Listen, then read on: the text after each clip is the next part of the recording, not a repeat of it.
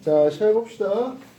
페이지 63페이지 2014년도 10월 거 지난번에 공부 좀 하다가 시간 관계상 잠시 멈췄었는데요. 네. 추가적인 질문 사항으로 11번이 소개되어 달라고 합니다.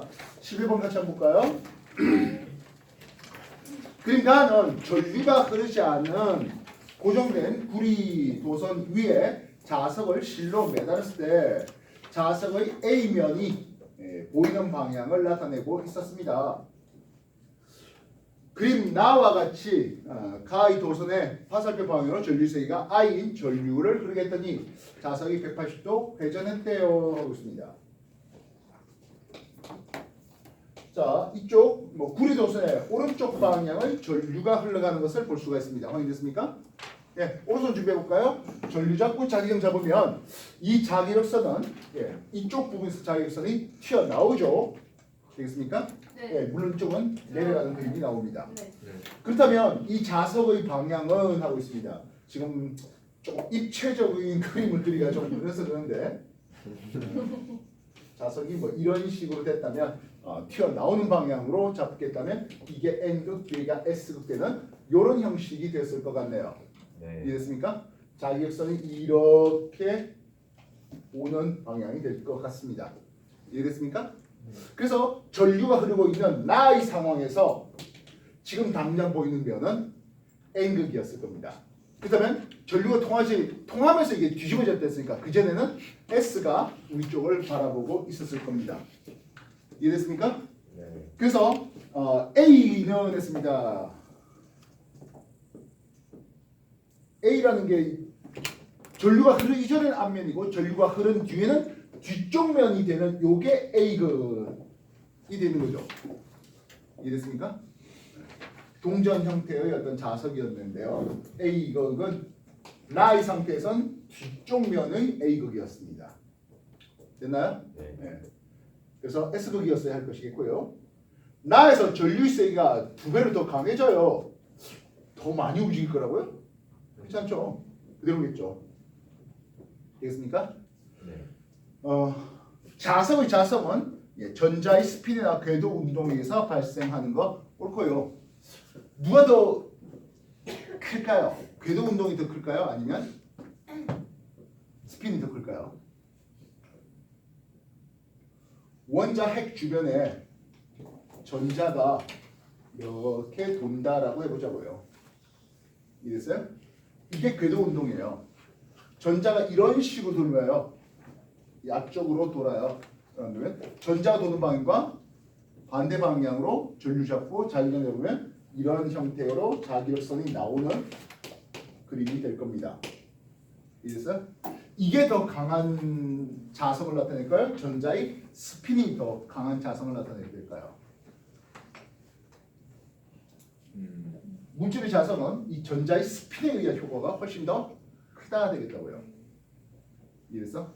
전자의 스핀에 의한 효과가 더 큽니다. 그래서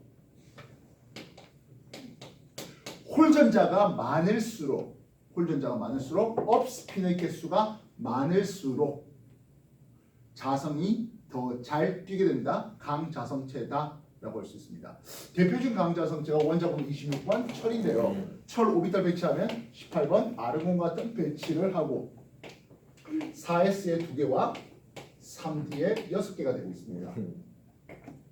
4S 업스핀 다운스핀 3D의 업 다운해서 홀전자가 4개 있는 원자번 26번 철의 배치입니다. 되겠습니까? 네. 철이 2 플러스가 된대요. 오. 철이 2 플러스 되면 뭘 날립니까? 얘 4S 2개 이걸 날립니다. 이렇게 날리면 FE가 2 플러스가 되고 영어 발음으로는 페라이트라고 쓰고 있습니다. 철이 3 플러스가 되면 뭘 날리겠습니까? 3D에 한. 예, 요놈을 날립니다. 오, 그러면 홀전자 개수가 5개로 훨씬 와. 올라가는 것을 볼 수 있습니다. 되셨나요? 그럼 자, 또 다른 질문 뭐 할까요? 저 11번 했으면 13번 해달라고 했습니다. 네. 예, 13번. 이거는 오주 저번에 설명하지 않았습니까? 네. 네. 네, 13번 다시 한번 볼게요. 13번 트랜지스터 얘기가 되고 있는데요. 트랜지스터는 실제로 이제 뭐 그렇게 문제로 많이 나오지는 않았습니다. 다이오드가 훨씬 더 많이 나오는데요. 지금 요걸 이미터라 부르고 그 가운데 있는 걸 베이스라 부릅니다. 오른쪽에 있는 걸 컬렉터라 부릅니다. 베이스는 굉장히 얇게 준비한 게 요게 트랜지스터예요. 2m 베이스 사이에는 순방 전압을 걸어놨고요. 베이스 컬렉터 사이에는 건전지가 좀 많이 걸려있죠. 역방향 전압이 걸려있습니다. 트랜지스터가 일단 이런 기본 베이스를 가지고 있습니다. 됐나? 순방 전압이 되다 보니까 2m 쪽은 P형 반도체, 이게 플러스니까 베이스 쪽은 N형 반도체가 되어야 합니다. 플러스 마이너스, 플러스에 M 걸리고 마이너스에 P 걸려 있는 이렇게 되는 것이 이제 역방 전압이 걸려 있는 트랜지스터의 기본입니다. 그래서 전류계를 보면 이쪽의 전류계는 전류가 거의 흐르지 않고 있는 상태였습니다. 이 상태에서 어떤 일을 합니까 하면 요 순방 전압을 요 전압을 조정합니다. 즉 전압을 뭐 한다고 조금씩 올려요. 그럼 어떤 일이 벌어집니까 하네요. 원래 전류는 이렇게 전류가 흘렀어요. 근데 베이스가 얇아도 너무 얇네요. 그러다 보니까 이 전압이 조금 올라가는 순간 원래 여기 전류는 별로 없었잖아요. 즉 X축이 전압 2m 베이스 사이에 요 전압을 준비한 겁니다. 요 전압이 어느 정도 이상 돼 버리면 요 전류계의 눈금값이 빡 올라가는 이런 상황이 벌어집니다. 이런 것을 우리는 증폭이라고 합니다. 2m 베이스 사이의 전압을 어느 정도 올리면 이런 식으로 전류가 강하게 흘러가게 만들어 주는 이걸 증폭작용이라 하겠습니다. 이 전압 밑에서는 여기 전류가 거의 흐르지 않았다가 특정 전압 이상이 되어버리면 2m 베이스 사이의 전압이 어느 정도 이상이 되어버리면 크게 전류가 흐르가는 이걸 우리는 증폭작용이라 이렇게 쓰겠다고요. 일단 X는 N형 반도체입니까? 라고 했어요. 요 2m가 X 반도체가 되고 있는 것이었습니다. X는 P형 반도체였습니다. P형 반도체는 규소 또는 저메뇽과 같은 14족 원소 베이스에다가 몇 족 원소를 더 더합니까 하면 13족 원소가 더 더해집니다. 13족의 대표적인 놈이 누구지? 예, 붕소, 뭐 알루미늄, 갈륨, 인디움 뭐 이런 것들이 되는데요. 이렇게 P형 반도체를 해놓으면 주된 전하 운반자가 양공이라 불러주는 14족이다 보니까 이제 공유합을 4번씩 할 수 있는데요. 13족이다 보니까 한 개 빠져요. 전자가 있어야 되는데 없는 빈자리 양공이 생겨요. 주된 전하 운반자가. 그러면 N형 반도체는 누굽니까 하네요. 역시 규소, 실리콘 또는 저메뇽 베이스에다가 몇 족 원소를 도핑한다고요? 15족 원소가 도핑됩니다. 15족 대표님은 누구? 지소라든지 인이라든지 뭐 비소, 안티몬 이런 놈들이 들어오게 됩니다. 그럼 얘는 주된 전하 운반자가 자유전자가 됩니다. 즉 이런 놈들이 15족 원소 보니까 공유결합할 수 있는 전자가 5개 있었는데 한 개 남는 상황이 자유전자가 됩니다. 하필 왜 주된이라는 부사를 썼습니까 하면 시험 문제에서 그럼 N형 반도체는 자유전자가 아예 없다 이런 멘트가 나와요. 아니에요. 있긴 있어요. 주된 게 자유전자라서 그렇지. 마찬가지일 것 같습니다. P형 반도체 역시 주된 전하 운반자가 전자가 있어야 되지만 없는 빈자리 양공입니다. 자유전자가 아예 없다 이런 멘트가 나오면 그건 아니에요 합니다. 이해됐어요? 자 어쨌든 X라는 놈은 P형 반도체가 됐어야 할 것이겠고요. 다음 Y라고 하는 놈이었네요. Y에 첨가된 불순물은 양공을 만든다? Y라는 놈은 N형 반도체였잖아요. 자유전자를 만든다라고 해야 되겠습니다.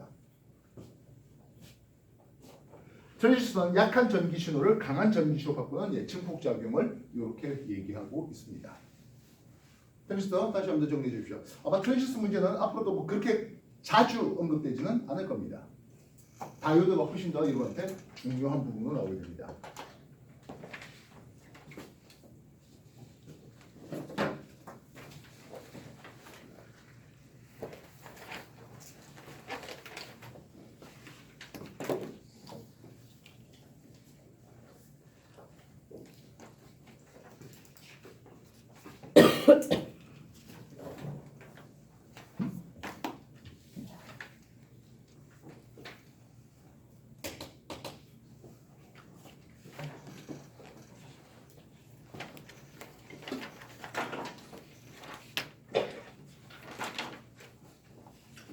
자, 정리가 됐으면 14번 문제 보도록 하겠습니다. 14번 그림과 같이 왼쪽 빗면에 A를 가만히 놓고 잠시 후 오른쪽 빗면에 B를 가만히 놨는데요.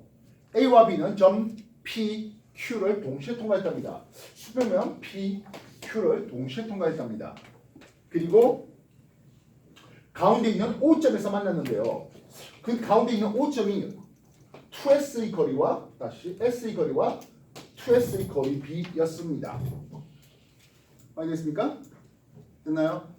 그렇다면 A라는 놈은 통과할 때 V의 속력으로 통과됐다면 같은 시간 동안 갔던 거니까 B라는 놈은 2V 속력으로 왼쪽으로 가서 속력 B가 1대2가 되어서 가운데 O점에서 거리 B 1대2로 꽝 충돌했다. 이렇게 표현할 수 있겠죠.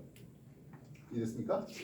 P점과 Q점을 동시에 A, B가 통과하면서 O점에서 충돌했다 했었으니까요. 되겠나요?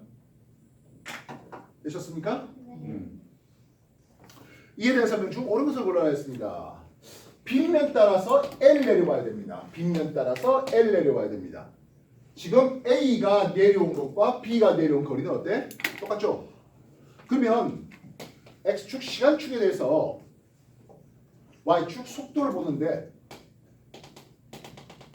요 삼각형 면적은 하겠습니다. 속력 V가 됐답니다. A가 내려온 거리니까 이게 L만큼이라고 쓸 수 있겠습니다. 여기까지 확인됐습니까? 그렇다면 B는 어떻게 내려왔어야 되겠습니까? 하여 B는 똑같은 거리 L을 내려와야 됩니다. 그지? 속력은 2V라 했거든요.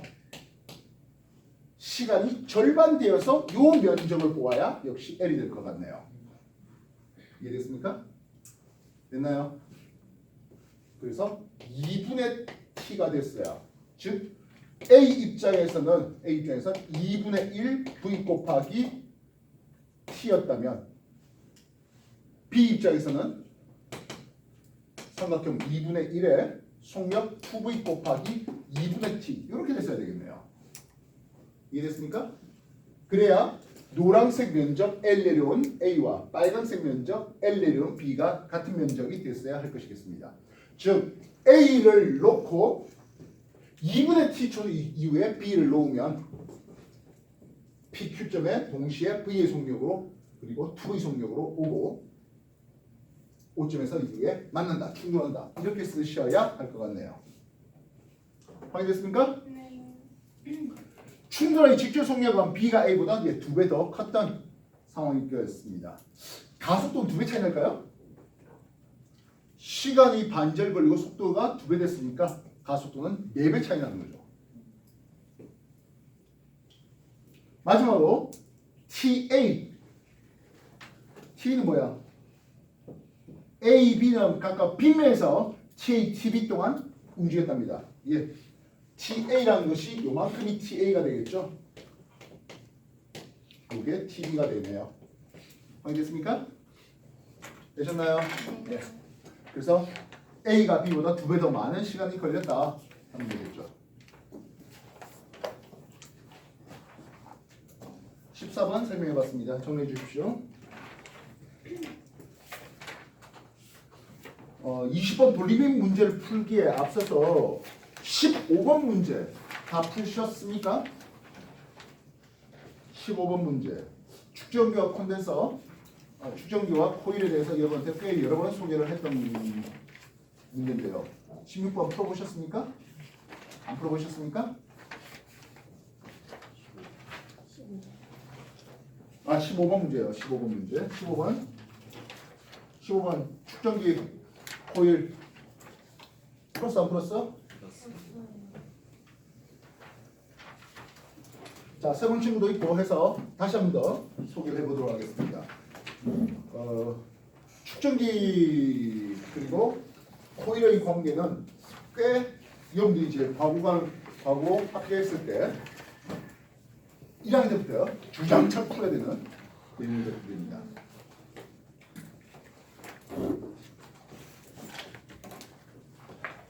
우리가 코일이라 불러주는 놈은요 기호로 L을 쓰고 있습니다. 이놈은 유독 리액턴스라는 이름을 쓰는데요. 뭐 이름을 굳이 외울 필요는 없습니다만 유독 리액턴스라는 이름을 쓰고 일종의 저항 효과예요. 전류 흐름을 방해하는 저항 효과예요. X, L로 표현되고 있습니다. 2파이 F, L 되네요. 요 L은 이 코일의 고유한 값이라서 신경 쓸 건 없습니다. 뭐가 신경 써야 됩니까 하면 결국엔 프리퀀시, 진동수가 되겠습니다. 이 진동수는 요 교류 회로의 진동수를 얘기하는 겁니다. 이해됐어요? 그때 여기 저항체 R이 있었다 할게요. LR 회로라는 이름을 쓰기도 합니다. 뭐 RL 회로라고 써도 상관없습니다. 있나요? 그렇다면 이 진동수를 키움에 따라서 흘러간 전류 세기를 한번 보자 하나요? 얘는 저항 진동수가 커지면, 즉 교류 회로의 진동수가 커지면 저항 효과가 너무 커져요. 저항 효과가 커진다는 것은 진동수 큰 놈에 대해서는 전류 세기가 매우 약하게 흘러가겠습니다. 거의 제로에 수렴할 수 있겠네요. 그러면 교류 회로의 진동수가 0이라는 것은 이건 징유정리라는 뜻입니다. 징유정리는 얘는 저항효과가 0입니다. 저항효과가 0이니까 최대 전류값은 얼마 되겠습니까 하면 여기 걸린 전압이 V였다면 R분의 V가 최대 전류값으로 흘러갈 수 있습니다. 반면 축전기라는 놈인데요. 축전기는 C로 표현되고 있습니다. 콘덴서, 카패시터 어떤 걸 써도 상관없습니다. 역시 저항체 R이 이렇게 있었을 때 RC 회로라는 이름을 쓰기도 하는데요. 이 놈은 용량 리액턴스라는 이름을 써요.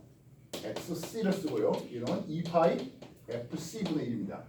역시 이 전기 용량 C는 이 콘덴서의 고유한 값이니까 신경 안 쓰셔도 되는데요. 실제로 은근슬쩍 가르치긴 해요.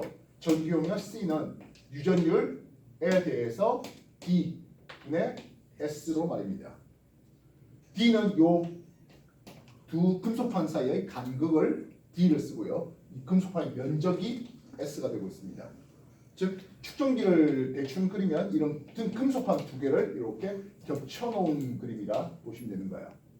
그래서 나중에 물리 2에 들어가면 이 축전기를 직렬 연결할래, 병렬 연결할래 해서 합성된 전기 용량 C의 값을 계산하소 하는 게 물리 2에서 나오게 됩니다. 과거하면 재수 없으면 1학년 때 풀어야 되는 문제일 수도 있습니다. 언젠가 이거 한번 해줄 적이 있는 걸로 기억되는데요. 그치?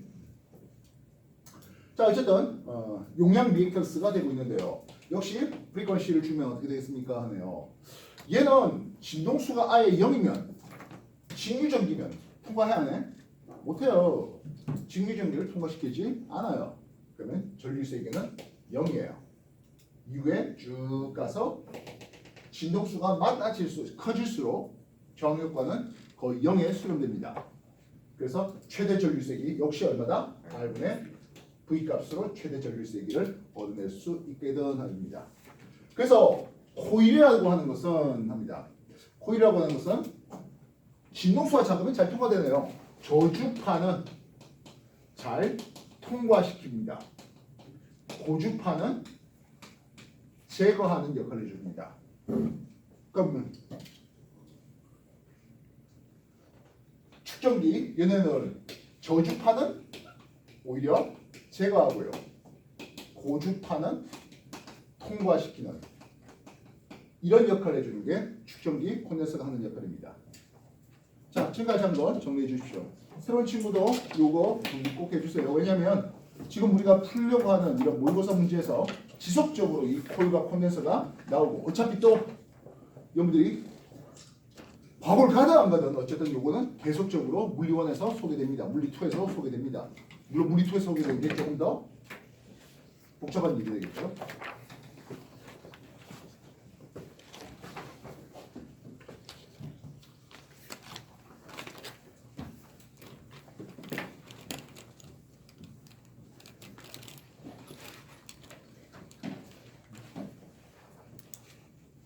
다 쓰기 힘들면 이 사진들 찍어서라도 집에 가서 복습에 활용하시기 바랍니다.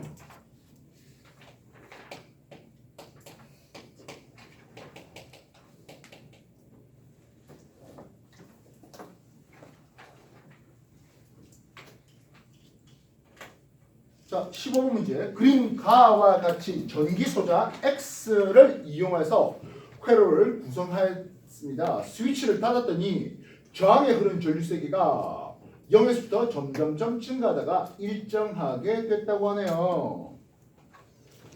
가에서는 진유전기입니다. 진유전기입니다. 진유전기가 진동수는 없는 거죠.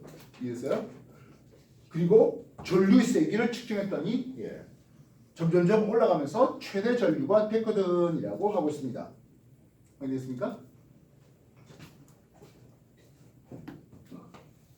코일이다 보니까 직류 전기에 대해서 최대 전류값을 얻어낼 수 있었습니다. X는 코일입니다. 선생님, 그런데 코일인데 전류가 한 발 딱 안 올라가고 시간에 대해서 천천히 올라가서 최대값에 이르렀습니다라고 하네요. 이 부분을 우리가 뭐라 부릅니까 하면 자체 유도라는 것을 씁니다. 상호 유도라는 것은 여러분들 그 셰페이드 책에 있었고요. 물론 자체 유도도 살짝 소개되는데 이게 없었으면 한 방에 그냥 딱 올라갔을 거예요. 스위치를 온한 순간 한 방에 딱 올라가야 되는데 요 놈이 뭐한다? 잠시 자기가 먼저 저항 효과를 나타내면서 전류 흐름을 처음에는 방해하고 있었습니다. 그러다가 이제 더 이상 방해 못하는 상황, 그렇게 되고 있는 이 부분은 자체 유도 부분입니다. 그래서 나중에 스위치를 오프하면 합니다.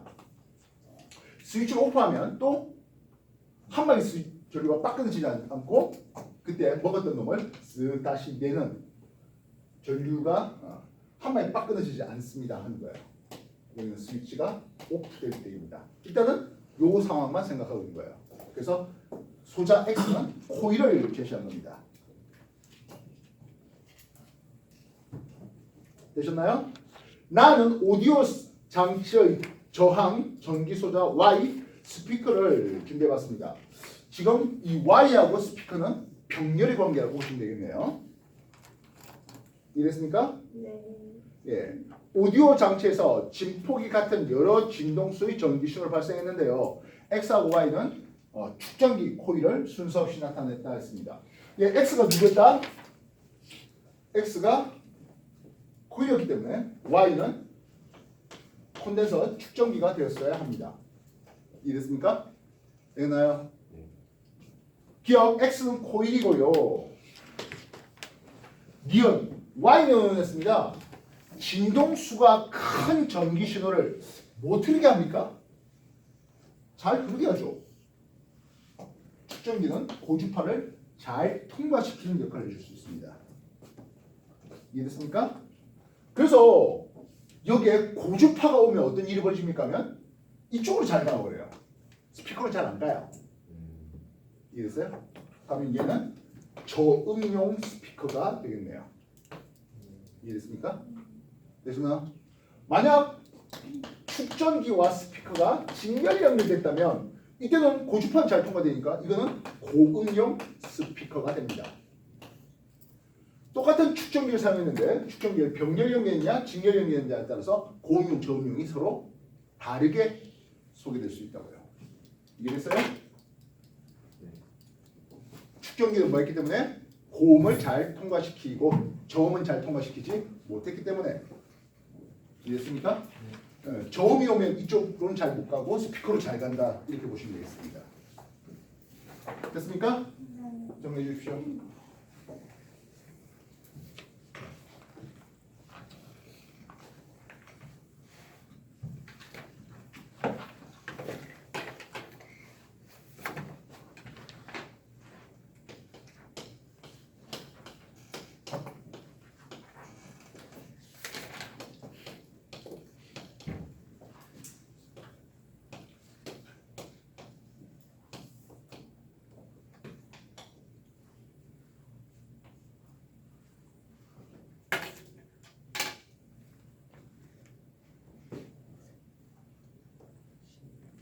자, 이 스피커를 한번 볼까요? 이 스피커와 코일은 병렬되어 있습니다. 고음, 고주파가 오면 이쪽으로 잘 통과돼야 안 돼? 잘 못 가요. 코일은 고주파를 잘 통과시키지 못합니다. 그럼 고음은, 즉 고주파는 스피커로 잘 가죠. 이놈은 고음용 스피커가 됩니다. 이 고음용 스피커 진동수가 커요. 파장은 짧아요. 파장이 짧아서 회전이 잘 안 돼서 강제로 회전을 좀 더 잘 시키려고 슬립폭을 좁힌 A가 고음용 스피커가 됩니다. 이해됐어요? 스피커 콘이 큰 B는 저음용이에요. 이해됐어요? 정리해 주십시오.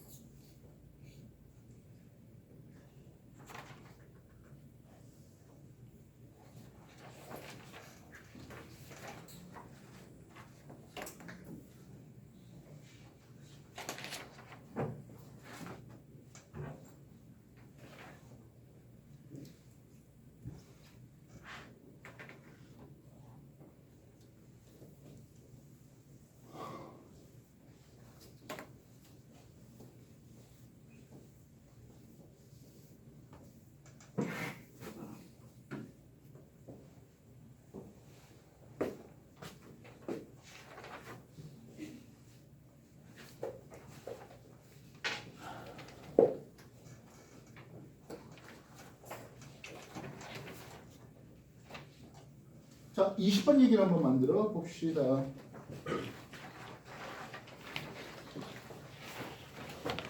그림과 같이 길이가 L이 막대 L, 질량 M인 추와 질량이 각각 라지 M인 스몰 M, 라지 M인 물체 AB가 매달았는데요. B는 물속에 완전히 잠겨 있어요 했습니다. 수평을 이용한 채 정져 있었고요.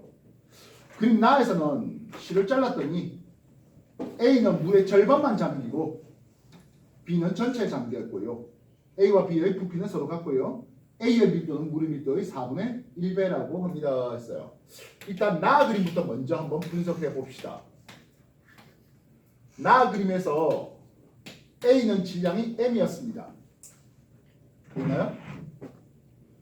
B는 질량이 라젠이었습니다.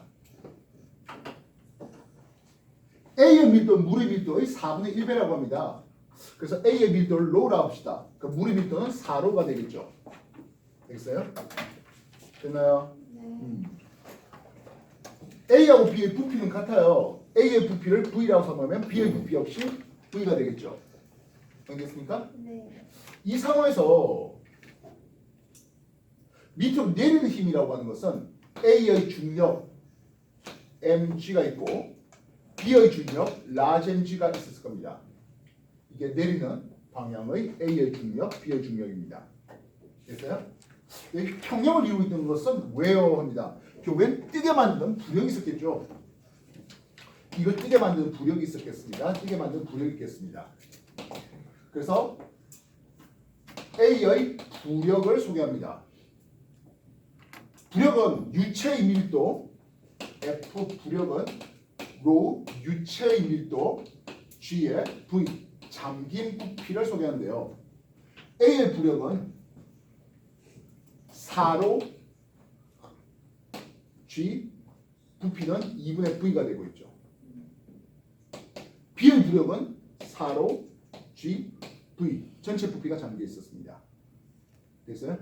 그래서 A와 B의 부력 합을 하니까 2분의 3V를 쓰면 얘기가 될 겁니다.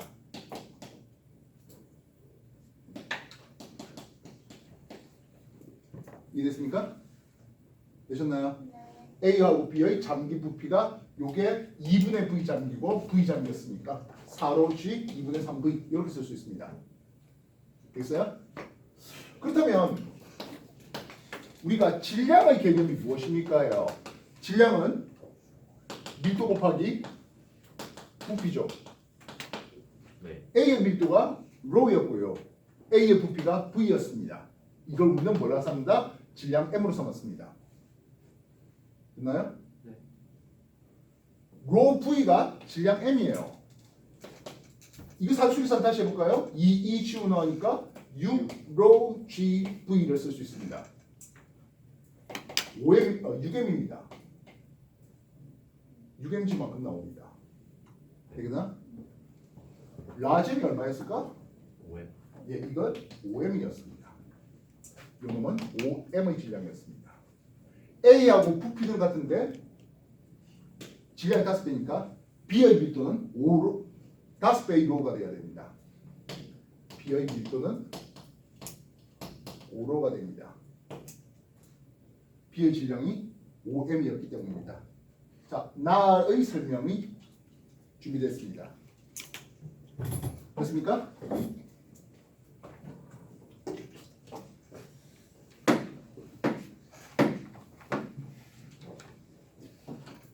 돌림힘이라는 이름이 보이네요. 돌림힘은 회전축이 있어요. 그 회전축은 어딜 잡아도 상관없는데 만약 여기가 회전축이었다고 한다면 힘 F를 거리 R에 두었을 때 돌림힘 토크는 힘 F 곱하기 R 이렇게 쓸 수 있습니다. 보통은 뒤에 사인 세타가 들어오는데 실제로는 직각으로 잡혀있는 힘에 대해서 우리가 하기 때문에 그래서 이 놈이 안 움직이고 있었다는 것은 그 반대방에 어떤 돌림힘도 있었겠죠. 반대방의 돌림힘으로 F'과 거리 R'이 있다면 F' 곱하기 R'의 크기가 서로 같아서 힘의 평을 이루고 있다. 이렇게 쓸 수 있는 겁니다. 돌림힘은 앞으로 한 3주 안에 우리가 돌림힘을 만나게 될 거예요. 셀페이트 책에서. 우와. 재밌겠다.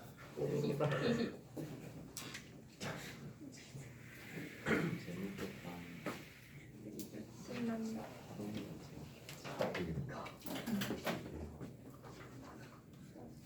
자, 지금 질문 사항이 어떻게 되어 있습니까 하면 막대의 질량은 없다 했죠. 네. 무시합니다. 있었으면 훨씬 재밌었을 텐데 그죠? 네. 그죠. 예. 그래서 요만큼 잡아놨습니다. 전체 길이는 L이었고요. 요 길이를 X로 삼으면 요 놈의 길이는 L-X가 될 것이야. 이쪽에다가 스몰 m이 놓여 있고요. 여기도 스몰 m의 A가 있고 잠겨 있는 요 놈이 있었네요. 요 부분 조금 확대해 봅시다. B는 했습니다. 그지? 네. B는 5m의 무게로 5mg로 내려가려고 할 건데요. B를 떠받치게 만드는 F 부력은 물의 기로가 4로니까 G, V 이렇게 되고 있죠. 결국엔 4mg만큼으로 위로 떠받치게 만듭니다. 여기까지 확인됐습니까? 네. B의 질량에 의해서 무게가 5mg인데 4mg만큼 부력이 있어요. 결국엔 M 하나로서 mg만큼 내려오는 것과 똑같네요. B에 걸릴 R자 힘이라고 하는 것은 그죠? 이해됐어요? B에 5mg로 내려올 텐데 부력이 4mg 걸리니까 M밖에 없음. 이렇게 생각해 주셔도 됩니다. 그렇다면 뭐 굳이 A, B를 이렇게 만들 필요가 없죠. 2M으로 나눠도 상관없을 것 같습니다. 됐습니까? m 대 2m이면 거리비가 2 대 1이면 될 것 같네요. 되셨습니까? 네. 예. x는 3분의 l이면 될 것 같네요. 되셨습니까? 네. 정리해 주십시오. 재밌어. 그치? 재밌지? 겁나 재밌다.